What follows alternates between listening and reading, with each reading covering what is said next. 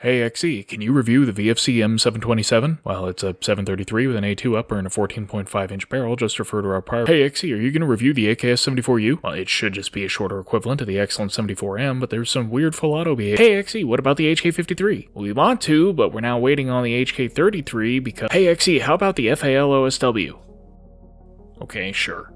Welcome to Explosive Enterprises, and although we've already done 2 videos on the full-sized FAL, the VFC OSW is worth talking about because it is substantially different both externally and internally in ways that make for tangible differences. So today we're going to cover how it differs from the full-size FAL before getting into the process of converting it into the paratrooper FAL from which it derives. And for point of comparison, I have this funky short-barreled conversion of a DX FAL sent to us by a viewer. So externally, the OSW is an FAL with a very short 11-inch alloy barrel, necessitating a shortened gas system. It comes with an M-lock handguard, which tightly secures the gas block and prevents any lateral play, and a Picatinny top cover, which slots into the rail at the front to stabilize. Where the original VFC FAL relies on just a grub screw to keep the front sight in place, this is a solid system that locks the gas block, handguard, barrel, and receiver together. Also, we mentioned in the DX follow-up that the railed top cover VFC was selling was too wide and bent out the receivers, but this appears to have been addressed, and newer ones are properly sized. Note that there is no carry handle, as this particular model of top cover blocks the slot. The pistol grip has been replaced with an M249 grip with integral storage and steeper angle,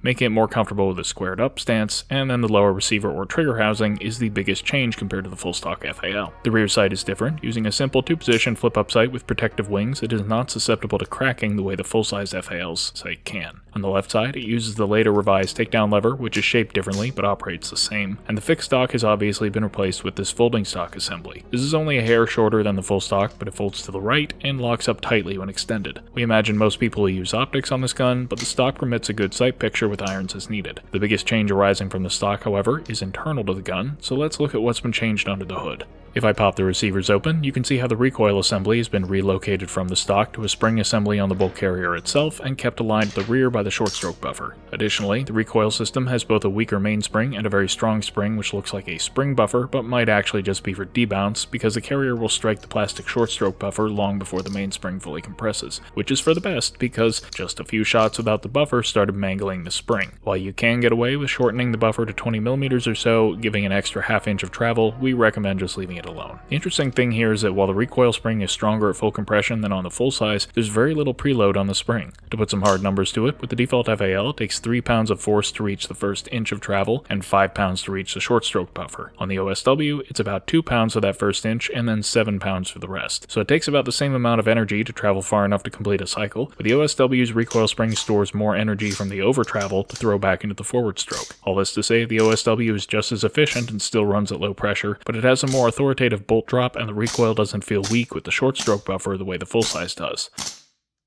Of course, the gun being a little lighter than a full-size FAL increases the felt recoil too, but at 7.9 pounds or 3.6 kilograms, it's not that big a difference. Plus, it's the same weight as a semi-auto flashbang, so it really is just the difference between recoil systems. In the fire control group, the doubling issue we previously noted also appears to have been solved, as we are unable to induce a double fire on this example. It is possible it may appear with use, but the fix is simple as covered in our original FAL review. If you're already familiar with the VFC FAL and the minor issues we noted in our follow-up, you may be thinking that this gun seems to have solved all of them, but VFC has this really obnoxious habit of making guns that ought to be great but are then hamstrung by some design or QC issue, and it seems that while the OSW has solved the existing problems, it has introduced 2 new ones. First, on this gun, and it seems some others in the community, the securing screw for the hop adjustment wasn't fully tightened before the barrel was installed, which prevents the barrel from fitting flush against the receiver and cants it upwards slightly. That could potentially cause hop issues due to misalignment, but we're not entirely sure if that's the real culprit because the second issue is that it appears VFC has added a cylindrical rubber nub just sandwiched in between the actual contact patch and the outer barrel. While this might theoretically improve hop performance in some setups, the nub shows evidence that it was getting pinched under either the chamber or the hop arm,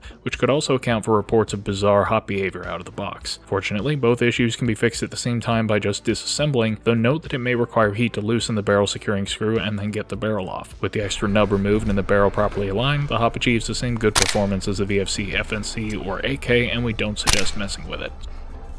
So while there are minor issues to fix, there is nothing that really needs to be changed, and in fact all the OSWs currently sold in the US feature an adjustable rocket valve out of the box, which with propane is stable from around 1.2 joules up to its maximum of about 1.7 joules with 0.32s at room temperature. As usual, it may be necessary to modify it to get stable output below 1 joule, and contrary to our prior FAL follow-up, we no longer recommend flipping the rocket valve upside down to reduce its adjustment range. Instead, we suggest either reducing the inner diameter as covered in our Patreon tutorial, or just getting a rocket valve with a narrower aperture like the Crimson produced by Waldo Dynamics and Bristol-based Airsoft. That's it really. Once those minor issues are resolved, it's an accurate, efficient rifle with enormous gas capacity, nice recoil impulse, and great cold weather performance, but unlike the full-size FAL, it's compact and accepts modern optics and accessories with no further modification. Despite deriving from a 1950s design, the controls feel quite modern, and the rail top cover elevates optics to a degree similar to a 1.93-inch riser on an AR for a good heads-up posture without excessive neck weld. And for our American viewers, Dynatech Industries has managed to arrange for their distribution in the US, so the OSW is available without importing and with an adjustable valve pre-installed. If you're used to ARs and AKs, the OSW might seem a little exotic, but it's not hard to get accustomed to, and the performance more than makes up for it. If you're anything like me, though, your tastes probably trend away from a modern civilian build and more towards military issue. While the OSW is a civilian range toy sold by DS Arms since the early 2000s, the folding stock paratrooper FAL that the OSW is derived from has quite a history. It was made in multiple lengths with a variety of secondary features in several countries and exported all over the world, and like the original FAL, is still being fielded today. My personal inspiration comes from South African park rangers, who currently employ FALs ranging from unmodified originals to modern tactical to defend threatened wildlife against poachers. I find the eclectic mix of mil-spec parts, modern replacements, and various camo schemes really interesting. You can throw together essentially any combination of FAL features, and somewhere out there it's in actual use. We'll put a link in the description to the forum we got these photos from, but for now, let's talk about actually building one. Now, the single defining difference between a mil-spec para, or any derivative thereof, and the purely civilian SA-58 OSW is the length of the gas system. Mil-spec paras all use the same length of gas system as the FN original, which requires a barrel with the same lug placement as the original and also means the same handguard length. So basically, at minimum, we need to fit a full-size FAL barrel group onto the OSW. There are three approaches to this. The easiest would be to just buy VFC FAL and a VFC OSW and swap the lower assemblies and bolts. Presto, para. Well, that's the most expensive option by a good margin. The second option is to buy FAL and then email VFC to see if they'll sell you the stock assembly and recoil system. We honestly don't know if they're willing to do this or how much money it really saves over the above option. The third is to use mostly real steel and aftermarket parts to convert the OSW, and that's the route we'll be taking. So in addition to the OSW itself, the only things we strictly need are a FAL pistol grip, handguards, and outer barrel. The outer barrel is the tricky part because while DNA sells the rear half in steel, you'll need to buy an extension either from VFC themselves or from an existing FAL owner who isn't using it. I'll be using this, which is a one-piece DX barrel cut down to 18 inches. Now again, that's all that's outright required, but I'll add a few more parts. The gas tube and piston will be almost completely hidden by the handguards, but I like having those just for realism's sake, and DNA makes steel ones. And while the OSW top cover will work fine, to demonstrate a more traditional look, I'm going to substitute a real steel standard FAL top cover and carry handle. So easy things first, the saw grip comes off and the FAL grip goes on, nothing funny there. That's all that's needed for the grip housing assembly. On the front end, unscrew the muzzle brake, then the handguard cross screw, then the 4 screws securing the upper and lower handguard assemblies. The lower handguard slides forward, while the upper I just work back and forth a bit to help separate the roll pins connecting to the top cover. If either stays behind in the top cover, I'll remove them to keep them with the rail. From here, removing the barrel follows the same sequence as on a full-size FAL. Remove the front sight, then loosen the securing screw hidden beneath. Punching out this cross pin then frees the front sight base, and notice how rather than screw into the front sight base, the gas tube is actually just spring-loaded in place. Remove all of that, and then the rest of the piston assembly, hammer down to just the strip barrel.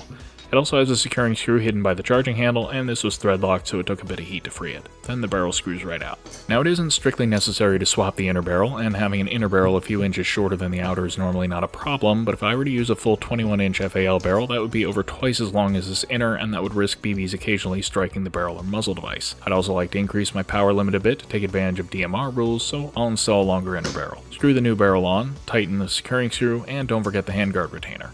If you're using a DNA gas tube, unscrew the gas regulator, knock out the cross pin, thread in the gas tube making sure it aligns to the pin slot, reinstall the cross pin, and then screw the gas regulator back. Slide it onto the barrel, install the cross pin, and thread the end piece of the gas tube into the receiver. At this point, you can align the front sight by inserting a mag and standing the gun upright, then tighten the securing screw to keep it in place. Install the handguards, and the front end is done. At this point, we have a modernized FAL Para Model 50.62, and DSA still sells essentially this configuration. But as I said, we're going more old school, so let's pull that top cover off. With it removed, I can remove the handguards to install a carry handle, but for the top cover itself, there's one crucial detail to be aware of. A real FAL Para top cover incorporates the recoil spring guide and has this characteristic nose on the front. Together, these allow the top cover to retain the entire bulk carrier assembly as a single unit. The VFC does not work like that, so if you want the retro look, you do not want to use this expensive, uncommon Para top cover. Just use a regular metric FAL one, and that'll work just fine. At this point, I'm happy with the result. Strictly speaking, the receiver should be the same gray as the trigger housing, but that's about the only discrepancy, and it's a pretty minor one. Having demonstrated the concept, though, I will now swap out the top cover for my weird purple B-square one with an aim-point comp installed. By now, perhaps you thought, hey, wait a minute, that's just an FNC with extra steps, and you're essentially correct, at least in terms of overall profile, but it's the details that matter. The FAL's left side charging handle and bolt release make for quicker reloads, and I actually find getting the mags into this rock and lock magwell a little easier than aligning to the magwell on the FNC. The FAL mags also hold about twice as much gas as VFC AR mags, facilitating better recoil, but at the same time less cooldown, more shots per fill, and better cold weather performance. I'm still keeping the FNC, it's a great replica of an endearingly mediocre gun, but the FAL is a replica of a better gun and performs beautifully once those annoying VFC-isms are addressed. Got him! Knee shot! Hit! That was you that got me? Yes. With the FAL? One trigger pull. One trigger pull from across the field. Alright, FAL versus FAL. FAL wins. And if a full-size boat or battle rifle isn't your thing, the OSW is of course the same gun in a smaller and more modern form factor. That's all for today, and yeah, we do plan to cover some of those products mentioned in the intro, just not all VFC all the time. We hope you enjoyed this video, and if you did, consider checking out our Patreon linked in the description. And as always, thanks for watching.